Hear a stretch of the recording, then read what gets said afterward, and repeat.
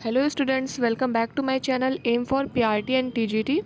और केवीएस के लिए हम पॉलिटी तैयार कर रहे थे, जिसमें हमने कुछ इम्पॉर्टेंट जो आर्टिकल्स थे यानी अनुच्छेद थे और भागों की समरी किस भाग में क्या है, इसको हमने शॉर्ट में देख लिया था। जितने इम्पॉर्टेंट अनुच्छेद आपके केवीएस और सुपर टेट के एग्ज़ाम के लिए इम्पॉर्टेंट है वो भी हमने देख लिए थे। ठीक है, आज बात करते हैं पॉलिटी के अंतर्गत भारत के राष्ट्रपति से जुड़ी हुई कुछ इम्पॉर्टेंट चीज़ें हैं, ठीक है, जो कि एग्ज़ाम की दृष्टि से महत्वपूर्ण है।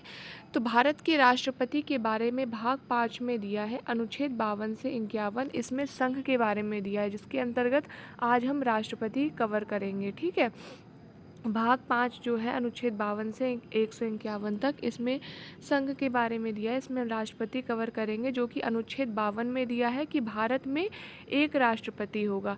अनुच्छेद 53 एक क्या कहता है, राष्ट्रपति संघीय कार्यपालिका का प्रधान होगा। देखिए, इसमें बहुत ही इजी लैंग्वेज में लिखा हुआ है, तो जहाँ पे कुछ टिपिकल लैंग्वेज आएगी या कुछ समझाने वाला होगा तो मैं समझाऊंगी।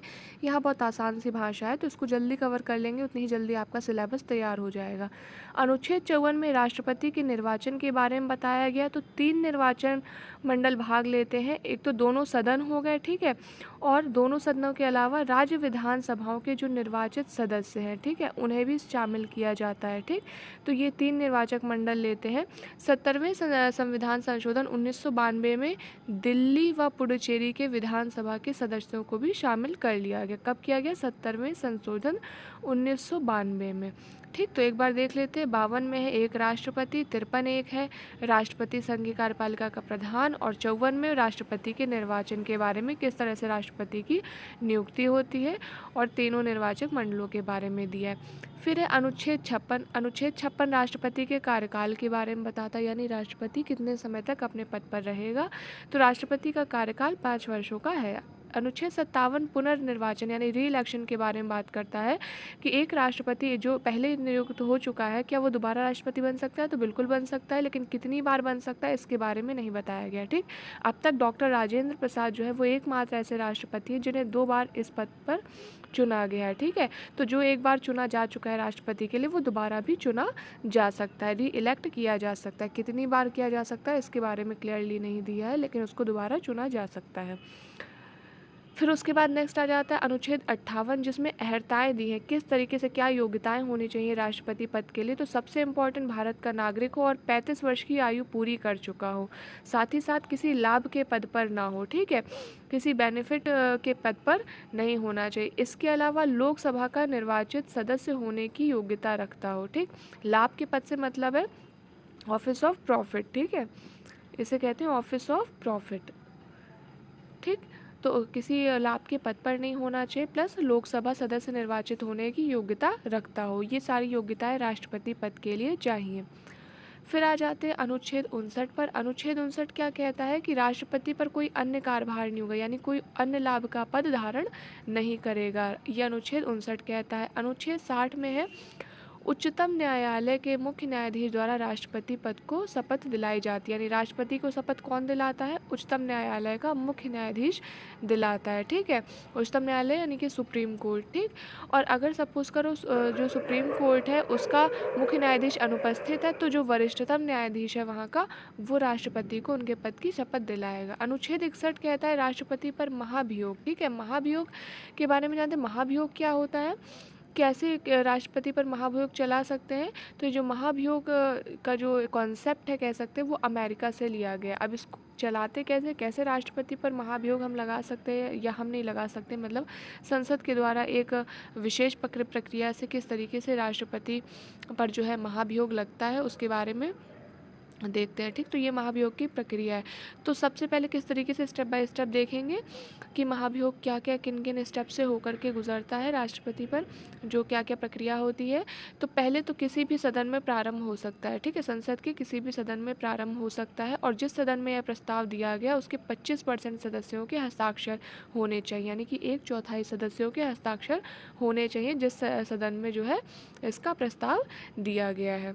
ठीक, फिर इसके बाद नेक्स्ट स्टेप आ जाते हैं कि जब आरोप की सूचना है, ये राष्ट्रपति को 14 दिन पहले से दे देनी चाहिए। ठीक है, कि मतलब किस कारण से उनका जो भी मतलब उन पर महाभियोग चलाया जा रहा है, तो 2 हफ्ते पहले यानी 14 दिन पहले राष्ट्रपति को इस चीज़ की सूचना दे देनी चाहिए। और क्या होता है इस प्रक्रिया में, इस प्रस्ताव को 2/3 बहुमत से पारित होना भी आवश्यक है, यानी कि 2/3 बहुमत मिलने चाहिए, तभी ये जो प्रस्ताव है ये पास होगा। ठीक, पारित करने का मतलब होता है पास होना। ठीक, तो ये जो पास होना, ठीक, तो ये प्रस्ताव का पास होगा जब 2/3 बहुमत इस प्रस्ताव को मिलेंगे, तो ये अनिवार्य है। दोनों सदनों में 2/3 बहुमत से जब पारित हो जाएगा यानी पास हो जाएगा, तब उसके बाद राष्ट्रपति अपने पद से हटेगा। ठीक है, राष्ट्रपति पद से किस तरीके से हटेगा, तो ये सारी इसकी प्रक्रिया है।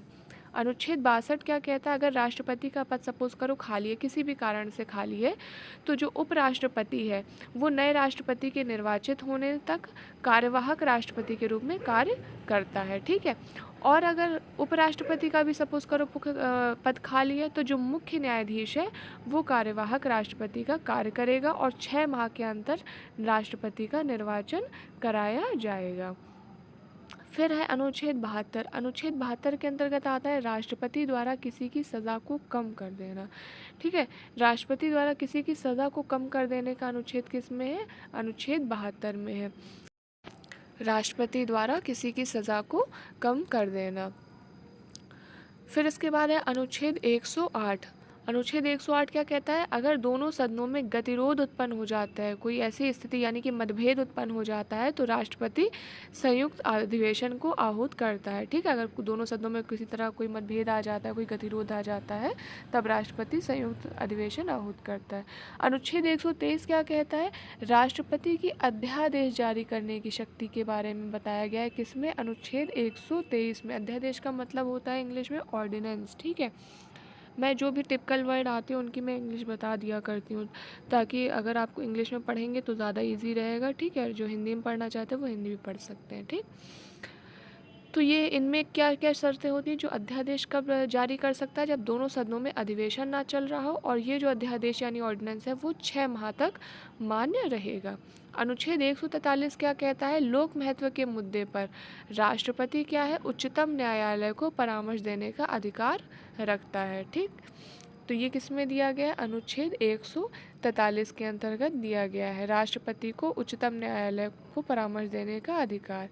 अनुच्छेद 352 क्या कहता है कि राष्ट्रपति को युद्ध या किसी बाह्य आक्रमण, सशस्त्र विद्रोह या के कारण भारत के किसी भाग में अगर सुरक्षा में संकट है, तो फिर आपात की उद्घोषणा कर सकता है। कौन कर सकता है, राष्ट्रपति कर सकता है। ठीक है, अगर किसी भी कारण से भारत की सुरक्षा में संकट आ रहा है, युद्ध हो चाहे वो आक्रमण हो। ठीक, 44वें संविधान संशोधन में आंतरिक अशांति शब्द को हटाकर सशस्त्र विद्रोह कर दिया गया। ठीक, यानी जो यहाँ पर यहाँ पर जो आप सशस्त्र विद्रोह ये वर्ड देख रहे हैं, ये पहले आंतरिक अशांति कहलाता। ठीक है, आंतरिक अशांति कहलाता था, अब इसको सशस्त्र विद्रोह कर दिया गया है। तो अब तक 3 बार राष्ट्रीय आपातकाल लग चुका है। कब, 1962 में जब भारत पर चीन का आक्रमण हुआ था तब आपातकाल लगा, 1971 में जब भारत पर पाकिस्तान का आक्रमण हुआ, और 1975 में कांग्रेस के द्वारा आंतरिक अशांति के कारण। ठीक, आंतरिक अशांति जिसको अब 44वें संविधान संशोधन द्वारा सशस्त्र विद्रोह कर दिया गया है। ठीक है, अब आंतरिक अशांति ना कह के सशस्त्र विद्रोह कहते हैं। तो यह अनुच्छेद 352 हो गया। ठीक है, जिसमें आपात के बारे में बताया गया, आपात की उद्घोषणा कर सकता है राष्ट्रपति जब सुरक्षा में संकट आ जाता है भारत में या भारत के किसी भाग में, तो आपात की घोषणा करने की शक्ति प्राप्त है, किसको प्राप्त है, राष्ट्रपति को। ठीक है, तो यहाँ तक हो गया। और 44वें संविधान संशोधन में आंतरिक अशांति शब्द को हटाकर क्या कर दिया था, सशस्त्र विद्रोह कर दिया गया था। ठीक, 3 बार अभी तक राष्ट्रीय आपातकाल लगा, 1962 में भारत चीन आक्रमण के द्वारा, 1971 में भारत पाकिस्तान आक्रमण द्वारा, और 1975 में कांग्रेस के द्वारा आंतरिक अशांति के कारण। आंतरिक अशांति जिसको अब सशस्त्र विद्रोह कर दिया गया है। फिर अनुच्छेद 356 क्या कहता है, अगर राज्य में संवैधानिक तंत्र विफल हो गया है, ठीक है, अगर विफल हो गया है, तो राज्य के जो राज्यपाल हैं उनके प्रतिवेदन के आधार पर या फिर स्वेच्छा से भी यानी अपनी इच्छा से भी उस राज्य में राष्ट्रपति शासन की उद्घोषणा करने की शक्ति राष्ट्रपति को प्राप्त है। ठीक है, संवैधानिक तंत्र के विफल होने पर।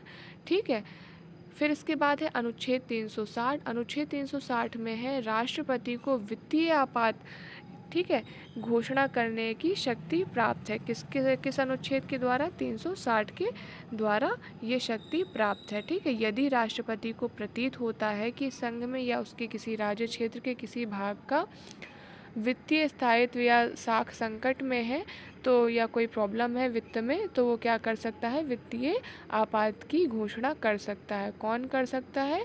राष्ट्रपति कर सकता है, और ये अनुच्छेद 360 में दिया गया है। तो आज के लिए इतना ही। नेक्स्ट पार्ट में हम राष्ट्रपति से जुड़े हुए कुछ महत्वपूर्ण अनुच्छेद और देखेंगे, ज़्यादा नहीं, कुछ 2-4 अनुच्छेद और बचे हैं, और उसको नेक्स्ट वीडियो में इसलिए कवर कराऊंगी क्योंकि राष्ट्रपति से रिलेटेड कुछ इम्पॉर्टेंट पॉइंट्स हैं, जैसे कि बिल क्या होता है, ठीक है, और राष्ट्रपति की जो भी शक्तियां होती हैं, जैसे किसी की सज़ा को कम करने की शक्ति, उसके अंतर्गत कितने प्रकार की शक्तियां आती हैं, तो ये सारी चीज़ें जो है, कौन कौन से बिल होते हैं, ये सब इम्पॉर्टेंट पॉइंट्स हैं, तो उसको नेक्स्ट वीडियो में कवर करेंगे। अगर आप KVS PRT या TGT की तैयारी कर रहे हैं, या फिर UP सुपर टेट की तैयारी कर रहे हैं, या KGBV की तैयारी कर रहे हैं, या फिर LT बायोलॉजी या UP TGT बायोलॉजी की तैयारी कर रहे हैं, तो चैनल को लाइक, शेयर और सब्सक्राइब ज़रूर कर लीजिए। जैसे ही भर्ती संबंधित कोई भी जानकारी आएगी, मैं उसके बारे में आपको इन्फॉर्मेशन प्रोवाइड करा दूँगी। साथ ही साथ अगर आप LT बायोलॉजी या UP TGT बायोलॉजी की तैयारी कर रहे हैं, तब तो चैनल को आप ज़रूर सब्सक्राइब करें, क्योंकि जैसे इसका कोई भी नोटिफिकेशन आता है या वैकेंसी के बारे में जानकारी आती है, इसके नोट्स कम्प्लीटली रेडी है, मैं आपको नोट्स वीडियो के माध्यम से प्रोवाइड करना स्टार्ट कर दूँगी। All the very best. आप जिस भी एग्ज़ाम की तैयारी कर रहे हो, थैंक्स फॉर वॉचिंग।